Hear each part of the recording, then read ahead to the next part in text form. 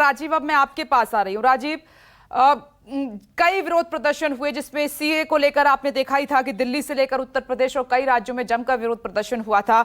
इसके अलावा कहीं और भी हिंसा हुई तो पीएफआई का कनेक्शन सामने निकल कर आया। मुझे याद है कि योगी सरकार ने इस पर सख्त कदम बैन करने की बात कही थी कि ऐसे चाहे वो सिमी हो या फिर पीएफआई हो, ऐसे संगठनों को बैन किया जाएगा जिनकी वजह से माहौल खराब होता है, और एक खत भी गृह मंत्रालय को लिखा गया था। लेकिन हुआ क्या? मैं ये सवाल है मेरा कि अगर हिंसा के पीछे पीएफआई का कनेक्शन है तो फिर इसको बैन क्यों नहीं किया जाता है? रोक दीजिए, खत्म कर दीजिए इसको।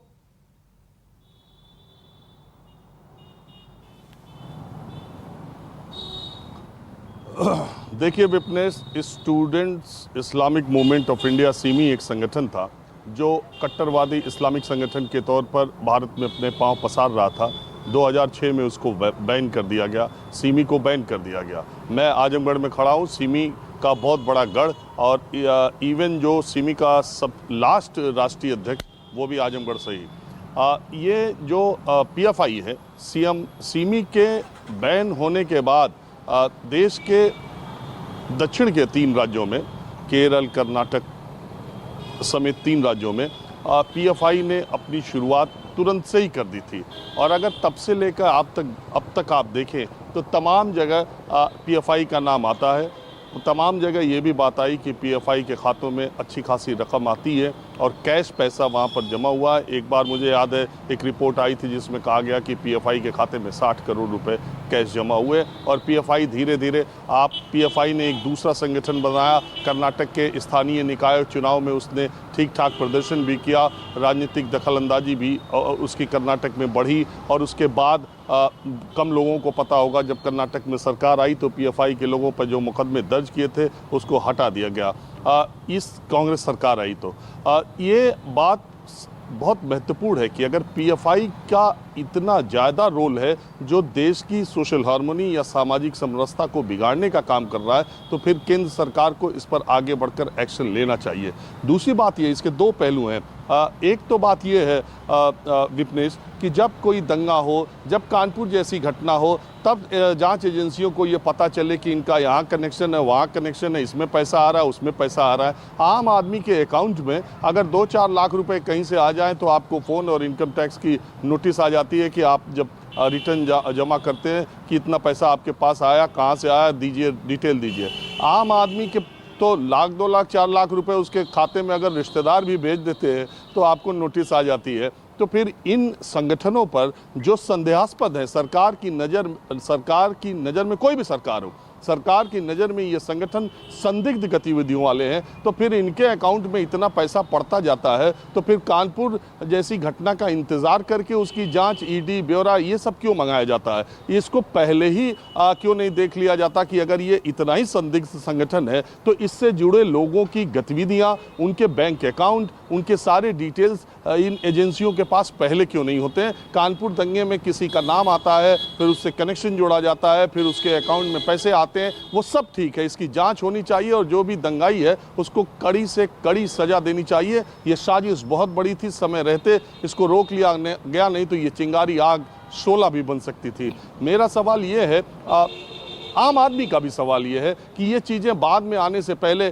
जैसे हमने सिमी को 2006 में हमारी सरकार ने प्रतिबंधित कर दिया, बैन कर दिया, उसकी गतिविधियां रुक गई, तुरंत दूसरे तरह से फिर ये एक कट्टरवादी संगठन पीएफआई दूसरे नाम से बन करके और ये पूरे देश और प्रदेश में जाल फैला रहा है। मैं आजमगढ़ में हूँ, यहाँ भी आपको याद होगा सीए और एनआरसी के विरोध प्रदर्शन की वजह से जो कई जगह विरोध प्रदर्शन हुए थे उसमें आजमगढ़ का भी नाम आया था। और आजमगढ़ सहित कुल 12 जिलों में कहा गया कि पीएफआई सक्रिय है और पीएफआई यहाँ पर फंडिंग कर रहा है। उस समय और उसके बीते कितने दिन हो गए, तो उसके बाद भी अगर पीएफआई के लोग उत्तर प्रदेश में सक्रिय थे और उनके पैसे आ रहे थे तो जांच एजेंसियां क्या सो रही थी?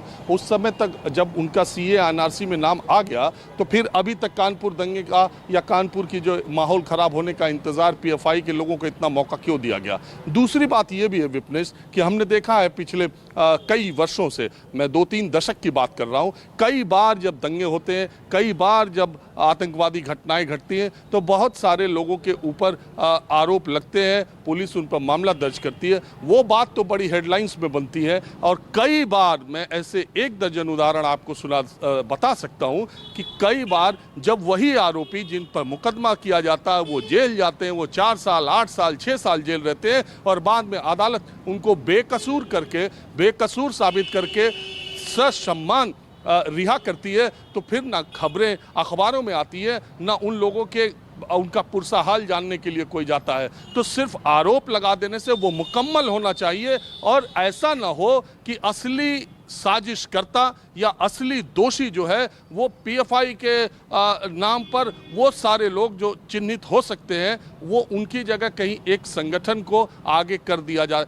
कई बार मैं ऐसा कह रहा हूँ, ऐसा पास्ट में हुआ है कि लोग उन पे आरोप लगा, वो जेल गए और फिर छूट गए और उन पर आरोप सिद्ध ना हो सका या उनको बेकसूर माना गया या उनको गलत माना गया। अभी आपने बहुत जल्दी देखा था जो 4 एनकाउंटर तेलंगाना में हुए थे, वो 4 एनकाउंटर क्या साबित हुए बाद में, और उस समय क्या पीठ थपथपाई गई थी पुलिस की कि तुरंत भोर में ही 4 लोगों को मार दिया गया और बाद में पता चला कि वो 4 लोग निर्दोष थे। अदालत की बात मैं कर रहा हूँ। मेरा सिर्फ ये कहना है कि दोषी तो जरूर पकड़ा जाना चाहिए और कड़ी से कड़ी सजा देनी चाहिए, लेकिन ऐसे में जांच भी बहुत साफ सुथरी होनी चाहिए ताकि बाद में जिस तरह से अदालतों से ये लोग छूट जाते हैं या निर्दोष पकड़े जाते हैं, ये भी एक बड़ा सवाल है। तो मेरा जो आपने सवाल उठाया है कि अगर पीएफआई इतने ही संदिग्ध गतिविधियों वाला संगठन है तो सीएएनआरसी में उसका नाम आने के बावजूद कई जगह उसका नाम आ चुका है। आपको याद होगा, मुझे याद है कि कर्नाटक की ये घटना है जिसमें इस निंदा के खिलाफ एक व्यक्ति की हथेली काट दी गई थी, तब भी पीएफआई पर आरोप लगा था। तो कोई संगठन अगर ऐसा है तो उसको बैन किया जाना चाहिए और उनके लोगों को कड़ी से कड़ी सजा दी जानी चाहिए और ये तो जांच एजेंसियों को पहले पता चलना चाहिए। अब कहा जा रहा है, 1 हफ्ते पहले ये बात आई है कि ईडी कह रहा है कि 113 करोड़ रुपए उसके अकाउंट में। अरे 113 करोड़ रुपए आने का इंतजार क्यों करना? तो ये एक बड़ा सवाल है। इसके दोनों पहलू हैं कि अगर ऐसी संदिग्ध गतिविधियों वाला संगठन है तो उस पर बैन होना चाहिए, और ऐसा भी है कि कहीं ऐसा ना हो कि बाद में, जी अभी चर्चा हो रही है, 2 साल बाद जब अदालत कोई फैसला करे तो आज की चर्चा बेमानी साबित हो जाए। नहीं, ये बात तो समाजवादी पार्टी ने भी उठाई। मैं अभी स्पोक्स पर्सन को सुन रही थी, उन्होंने कहा कि एक्शन होना चाहिए, लेकिन ऐसा ना हो कि कोई मतलब जो मुख्य साजिश करता है वो पकड़ में ना आए और किसी निर्दोष को सजा हो जाए, सलाखों के पीछे पहुंच जाए। ये बहुत इंपॉर्टेंट पॉइंट रेज आपने किया है यहाँ पर राजीव, और ये बात तो सरकार को भी मालूम है। सिमी जो बैन हो चुका है वो खुद उत्तर प्रदेश की सरकार ने कहा कि सिमी के कुछ सदस्य पीएफआई में शामिल हो गए हैं और ऐसे लोग बहुत घातक है समाज के लिए। इतने बड़े स्तर पर बात भी हो रही है, लेकिन एक्शन कहां हो रहा है? नमस्कार, मैं हूं मानक गुप्ता। अगर आपको हमारा ये वीडियो पसंद आया हो तो इसे लाइक और शेयर जरूर करें, और हां, हमें सब्सक्राइब और फॉलो करना ना भूलें ताकि आप देश और दुनिया की कोई खबर मिस ना करें। तो जुड़े रहिए हमारे साथ और देखते रहिए न्यूज़ 24।